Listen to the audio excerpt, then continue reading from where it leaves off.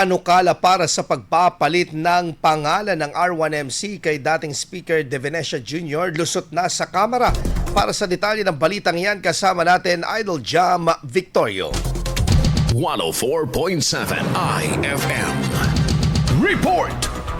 Committee-level approved na ang panukalang batas na layong palitan ng pangalan ng Region 1 Medical Center at gawing Jose C. De Venecia Jr. Memorial Medical Center bilang pagkilala sa naging ambag ng yumaong dating House Speaker sa serbisyo publiko. Ang House Bill No. 8454 ay inihain ni Pangasinan 1st District Representative Arthur Celeste at sinuportahan bilang co-author ng mga kapwa kinatawan mula sa ikalawa hanggang ika-6 na distritong lalawigan. Kinilala si De Venecia Jr. bilang isa sa nagtaguyod ng pagpapalawak ng pasilidad at mga serbisyo ng naturang medical center na nooy Governor Teofilo Sison Memorial Provincial Hospital pa lamang. Partikular sa motion nito para sa malawakang rehabilitasyon ng ospital mula sa malubhang pinsala ng lindol noong 1990. Si De Venecia Jr. din ang may akda ng RA 7893 o ang batas na nagpapalawig sa Region 1 Medical Center bilang DOH Retained Hospital na may 300-bed capacity noon pang 1995. Sa ilalim ng panukala, layunin nitong kilalanin ang naging papel ni De Venecia sa mga inisyatibang pangkaunlaran at sa serbisyo publiko na nakapagbigay benepisyo sa Pangasinan at sa iba pang bahagi ng bansa.